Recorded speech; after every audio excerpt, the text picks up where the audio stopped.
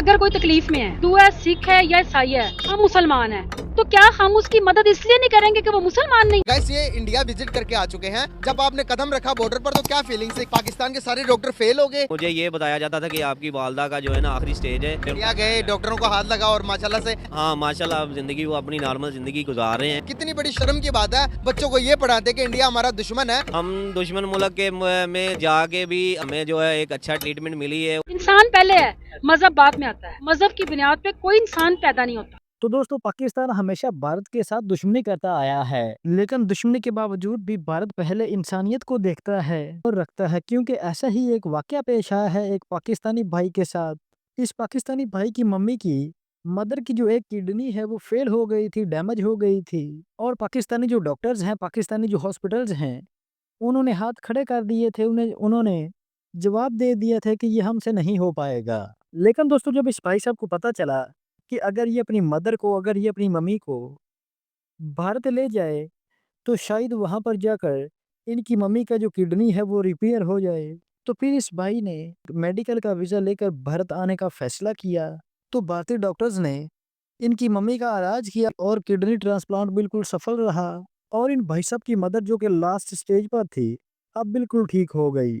और जब ये भाई साहब अपनी वालदा का ट्रीटमेंट करवा कर वापस पाकिस्तान गए तो उन्होंने वहां जाकर बताया कि भारत का जो मेडिकल ट्रीटमेंट है, मेडिकल सिस्टम है, वो इंतहाई ज़बरदस्त है। भारतीय डॉक्टर्स जो हैं वो इंतहाई ज़बरदस्त डॉक्टर्स हैं, क्योंकि हमेशा पाकिस्तानियों को यही बताया जाता है कि भारत हमारा दुश्मन है।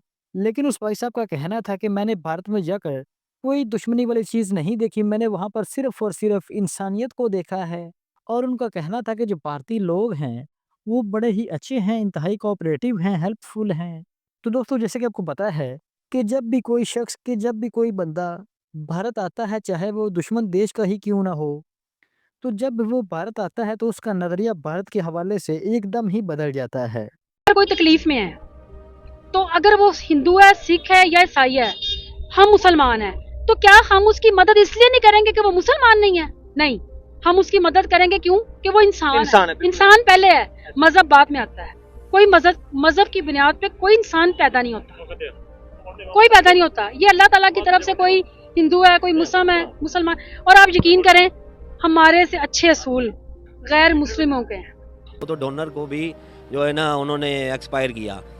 तो कैसे पता चला कि भाई ये इलाज तो इंडिया में ही होगा? किसने बताया आपको? पाकिस्तान के सारे डॉक्टर फेल हो गए कि किडनी ट्रांसप्लांट पाकिस्तान में किसी से नहीं हो रही थी? किसने बताया? जब बताया तो आपको लगा कि वीज़ा मिल जाएगा? ये नहीं, ये थोड़ा सा मैं आपको ये भी तफसील में बताता हूँ कि मेरी वालदा का 2010 में हेपेटाइटिस सी डायग्नोज हो गया था। 2010 से 2014 तक हम इसी तरह ही डॉक्टरों के जो है ना पाकिस्तान के जो डॉक्टर हैं, ये असल में जो डॉक्टरी शोबा है ना ये फरिश्तों जैसा है, लेकिन पाकिस्तान में बदकिस्मती से जो डॉक्टर है ना ये हम उसको देखते हैं जिसके पास जेबों में पैसा है। मैं 2010 से लेके 2013-14 तक जो है ना मुझे डायग्नोज ही नहीं हुआ कि मेरी वालदा को लीवर ट्रांसप्लांट हो सकता है। मैं कभी किसी डॉक्टर के पास, कभी किसी हॉस्पिटल के पास ऐसे ही धक्के खाता रहा, लेकिन मुझे ये बताया जाता था कि आपकी वालदा का जो है ना आखिरी स्टेज है, आपकी वालदा जो है ना किसी वक्त भी ना अल्लाह को प्यारी हो सकती हैं। लेकिन हमारी दुआएं थी, हमारी कोशिश थी। इंडिया गए, डॉक्टरों को हाथ लगा और माशाल्लाह से अभी सही है। हाँ माशाल्लाह अब जिंदगी वो अपनी नॉर्मल जिंदगी जो है ना लीवर ट्रांसप्लांट होना है। तो मैंने फिर जो है उसके लिए चीफ मिनिस्टर शहबाज शरीफ साहब के दरख्वास्त CM हाउस जमा करवाई। उसका मेडिकल बोर्ड बना शेख ज़ायद में। शेख ज़ायद वालों मेडिकल बोर्ड में उन्होंने मुझे जो है ना कहा कि आपका जो है लीवर ट्रांसप्लांट है वो आपका इंडिया ही होना है। तो इंडिया में उन्होंने मेल की। इंडिया डॉक्टर नीरव गोयल है, वहाँ अपोलो हॉस्पिटल के बहुत अच्छे डॉक्टर हैं, head of department liver transplant के। उनकी तो उन्होंने मेरी वालदा का इलाज किया। वहाँ से इन्विटेशन लेटर आया। इन्विटेशन लेटर आके वहाँ वीज़ा प्रोसेस किया। वीज़ा प्रोसेस करने के बाद वीज़ा मिला। उस तवज्जो से फिर हम जाके जो है फिर थ्रू बागा बॉर्डर रास्ता जो है ना इंडिया के। अच्छा, कितनी बड़ी शर्म की बात है। यहाँ पर हम खड़े होकर नारे तो लगाते हैं, इंडिया मुर्दाबाद के नारे लगवाते हैं बच्चों से, बच्चों को ये पढ़ाते हैं कि इंडिया हमारा दुश्मन है। बचपन से हमें ये पढ़ाया गया है। तो आज वहाँ उसी दुश्मन के पास जाते हुए हमें हमारे हुकूमत को शर्म आनी चाहिए, ये कहते हुए कि भाई पाकिस्तान में नहीं, आपको कि जो लीवर ट्रांसप्लांट, किडनी ट्रांसप्लांट हो वो इंडिया में होगा। अब देखें यहाँ पर भी हम देखें ना, दुश्मनी तो कर रहे हैं ना, करते हैं, तो फिर ये भी तो उनको हुकूमत को कुछ ना कुछ तो ऐसा करना चाहिए कि हमारे मरीजों को इधर ही इलाज हो जाए। गवर्नमेंट ने ये जो अच्छा इकदाम था कि सोचा कि लोगों की जानें, तो इंसानों की जानें तो बचानी है ना, सबसे कीमती तो इंसान की जान बचानी है।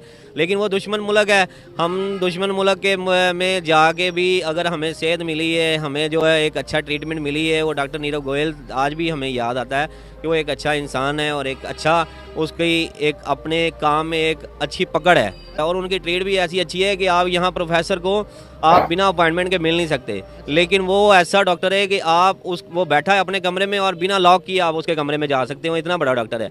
यही बात आप यहाँ आके सोचते हैं कि यार यहाँ के डॉक्टर एक प्रोफेसर है, आप यहाँ से एक प्रोफेसर हमारे पास से गुजरा होता है, वो हमें देखता भी नहीं है, और अगर वो अपने कमरे में बैठ गया तो यहाँ पिए और फिर उनके डैम देख लें उन्होंने बना लिए हैं, बिजली उन्होंने फ्री पता नहीं कितने यूनिट फ्री कर दिया अपनी 600 यूनिट है, और यहाँ पे हमारी आवाम बिजली के बिल दे दे के मर जाती है, तनख्वाह घर लेके आती है, अगले दिन बिजली की बिल में दे के हाथ झाड़ के आराम से बैठ जाती है।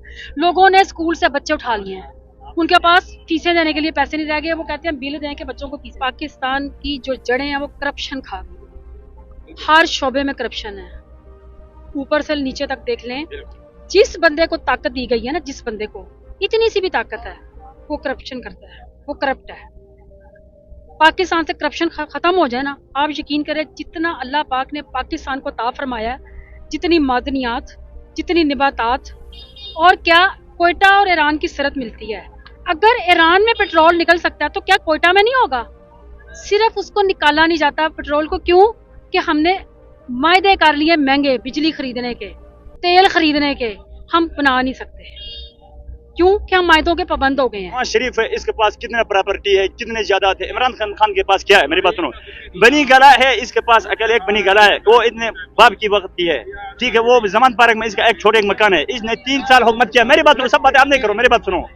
इमरान खान की एक जमान खान में एक छोटा घर है, उसने 3 साल हुआ है, वो वज़ीर आज़म था, अभी तक इमरान खान का एक नवा गाड़ी दिखाओ, एक नवा बिल्डिंग दिखाओ, एक नवा प्रॉपर्टी दिखाओ, मैं आपको सबूत दे दूंगा। बाहर कितना मकान है, कितना सबूत है वो इमरान नवाज शरीफ के ऊपर, सब चोरी पाकिस्तान गर्क तो नवाज शरीफ ने किया है, पूरी वो चोर, वो सब डाकू लोग हैं। मेरी बात सुनो, तुम इमरान खान तुम बोलते हैं इमरान खान के वक्त में वज़ीर आज़म था, उस वक्त ये हो गया वो हो गया, एक सबूत तुम इधर दिखाओ, पूरी लाहौर में एक बंदे इधर लाओ, हम अपने सर काटेंगे। इमरान के वक्त, इमरान वज़ीर आज़म था उस वक्त, एक करप्शन तो आप दिखाओ मेरे सामने। एक मिनट बात सुने, एक मिनट मेरी बात सुने। मैं तो ना इमरान खान मेरा रिश्तेदार है ना नवाज शरीफ, ठीक है, सुन ले मेरी बात सुने। मेरा ना तो वो फुफो का बेटा ना वो मामू का बेटा है, ठीक है। मैं सिर्फ ये कहती हूँ कि हमें तो वो चाहिए जो हमारे पाकिस्तान का भला करे। आप कहते हो ना कि इंडिया ने तरक्की की, यूरोप ने